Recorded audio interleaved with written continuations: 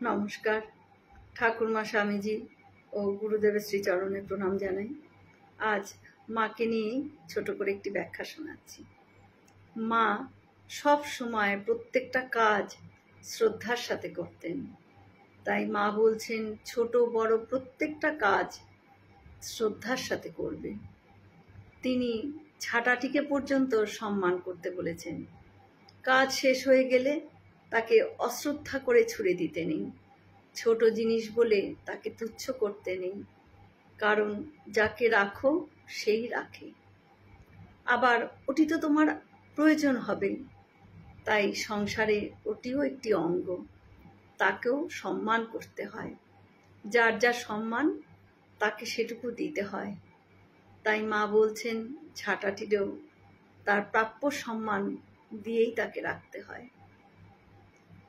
শ্রীমা সামান্য কাজটা যেমন শ্রদ্ধার সাথে করতেন, তেমনি মা কখনো কোনো কিছু অপচয় করাও পছন্দ করতেন না।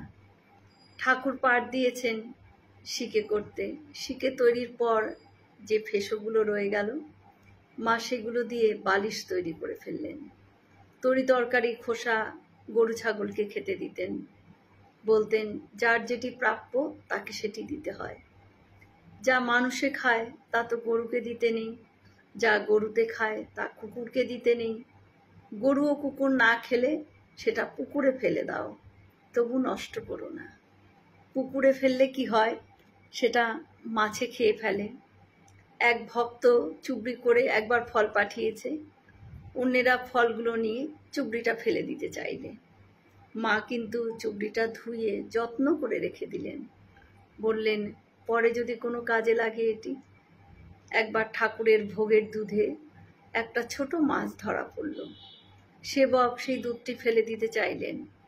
মা বলছেন কেন ফেলবে বাবা, ঠাকুরের ভোগে নাই বা দিলে, বাড়ির ছেলেপিলে আছে, তাদের তো খেতে দেওয়াই যেতে পারে।